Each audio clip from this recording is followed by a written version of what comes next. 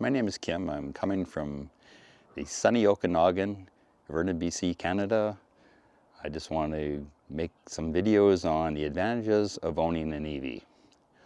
A little history on me.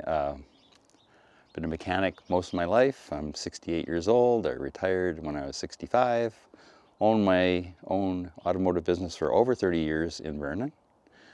I wouldn't say I'm an ex-petrolhead. I'm a petrolhead, a gearhead, and I've been, over 4 years ago, starting to convert on EVs and the advantages to having an EV. And so I'd like to go over those with you. I'm going to do like many chapters of this, try to make the video short, like 10 minutes long, 10 to 15 minutes long, so nobody gets bored. And yeah, so here we go. Typical morning in the sunny Okanagan. Anyway, this is how we deal with our car in the morning. So, car is sitting there on the driveway. If it's cold out, you turn on the heater inside from the vehicle on your app on your phone. And it's very convenient to charge. Basically, come up with the car, push the button. It only allows you to unlock it with your phone. And just going to plug it into the charger on the wall. Okay. Car's preheated, ready to go.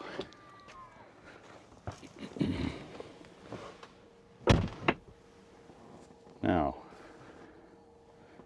let's go into here, see what charging. So the vehicle is 79% charged, or has a range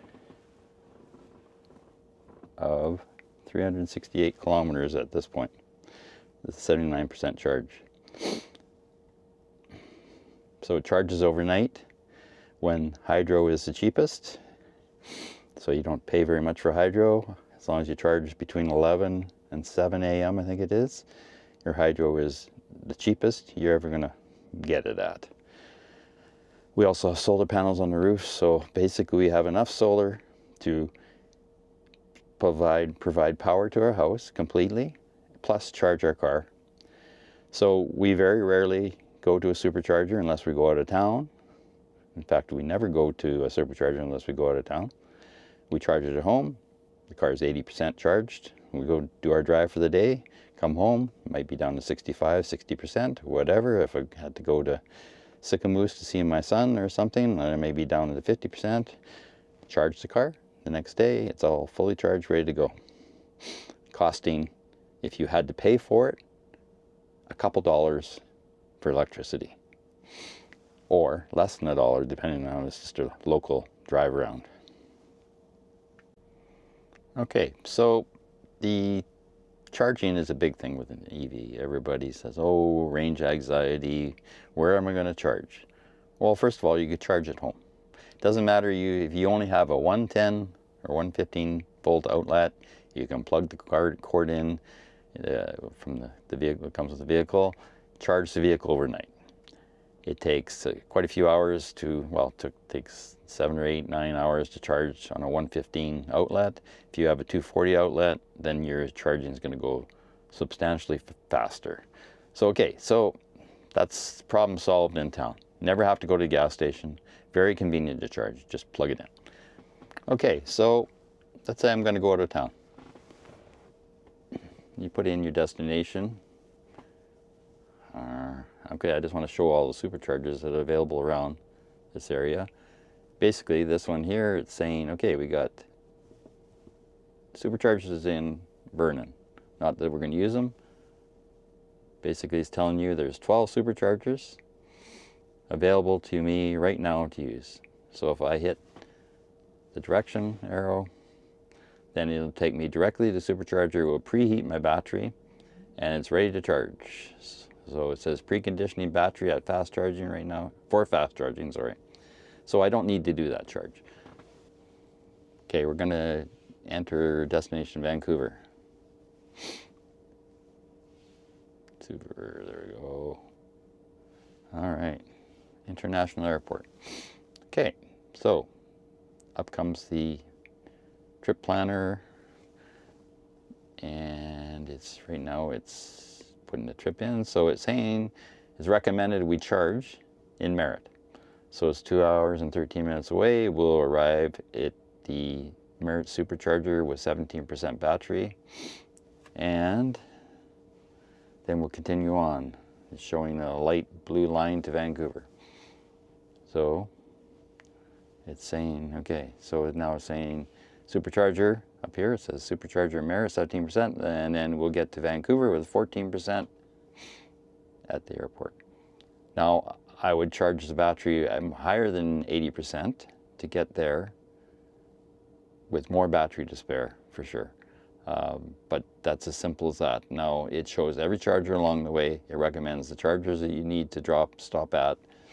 They're all usually 250 kilowatt chargers. You're there for 15, 20 minutes. You stop, you go use the washroom or grab a coffee or grab a snack.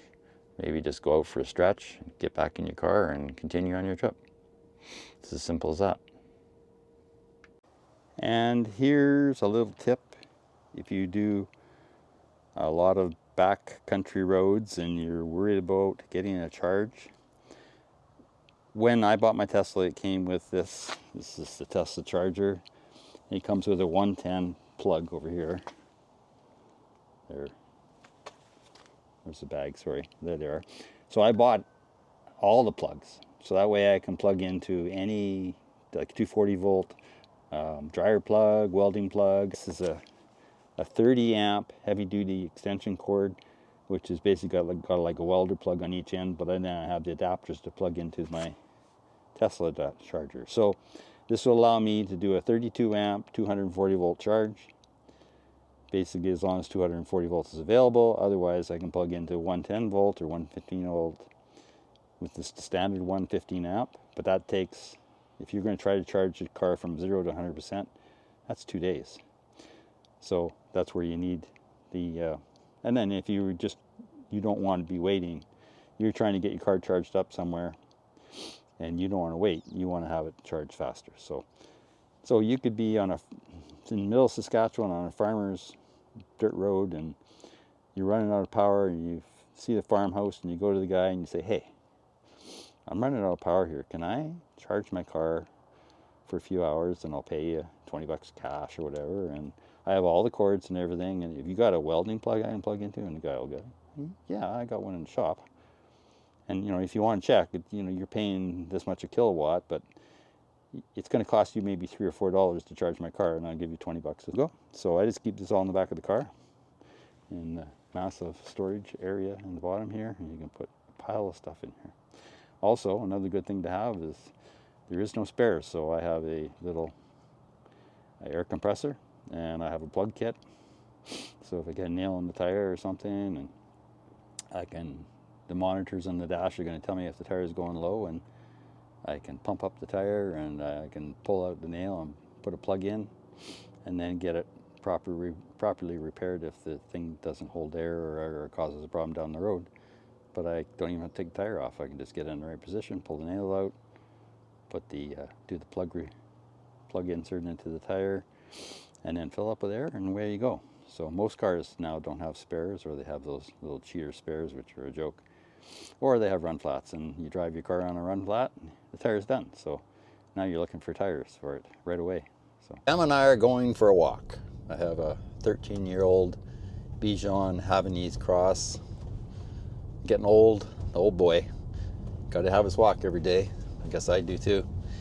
Anyway, so just one thing about the charging. So Tesla has, oh man, I don't know the numbers. I got to get the numbers for you, but they got the most superchargers throughout the world. So there's no shortage of superchargers, especially when it comes to Tesla. Everybody wants a piece of the Tesla supercharger. So everybody's changing to the NACS connector, which is the same Tesla's had right from the very beginning. So slowly they're all converting their cars to the NACS connector. Tesla superchargers, like, they're usually 97-98% like active, like not broken down or whatever, where the other ones are constantly needing repairs, or they're cutting the cables off them and it takes forever for them to get the cable or get the cable replaced, where Tesla would fix it that same day if they knew it was broken. Yeah, they had their high-speed superchargers, and they also have destination chargers, which are slower speeds. Anyway, right now I'm on full self-drive. I have full self-drive in this car, and we're going to the dog park, so I can talk to you, and with my sunglasses and my hat on, don't touch anything. I'm just letting her drive. Doing the old NHTSA stop. It has to stop at the stop line just to be legal. And there we go. Anyway, so I'm going to end this video short. I told you I wanted to keep it around 10 minutes. I'd like you to like and subscribe if you're interested in more videos. There'll be a chapter 2, will be the next one. I'm going to try to do a few a week. There's a lot of information on electric vehicles, and I feel that they're a big advantage over ICE vehicles, internal combustion engine vehicles. So, I don't know. If you're interested, please share, like, and yeah, subscribe, and that way you'll get my next video. I'm going to end this with a little fun here. We're just going to get up on the highway here and show you one of the reasons why I love my Tesla. Because I'm a gearhead, or what did I say? A gearhead. Yeah, gearhead.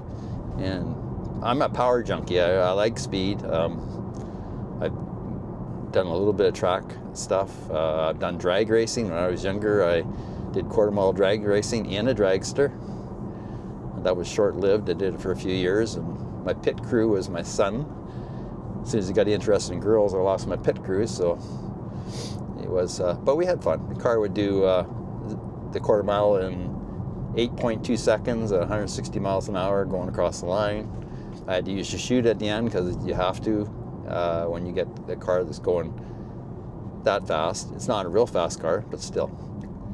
So this is what I like about the Tesla. I'm going to take it off of full self-drive, and this is called acceleration. Here we go. So there you go. So this car will do 0 to 60 miles per hour in around 4 seconds from 0 to 60. So pretty impressive, and it's not one of the fastest, that's for sure, but Teslas are usually quicker than most. Anyway, that's the fun for the day. Hope you like and subscribe, and we'll see you in the next video. And enjoy. Nice thing to be about being retired is I do what I want, when I want, unless the boss, the wife, says differently. So we'll go for a walk with the dog. She's out golfing, so she's enjoying golfing, where I can't do that. I got bone-on-bone wrists, and I can't use my wrists much anymore. So that's one of the reasons why I love this car, because it's full self-drive. I don't have to touch the steering wheel. I just sit down and watch the road go by. It's a great experience. So I are here at the dog park. So this is Sam.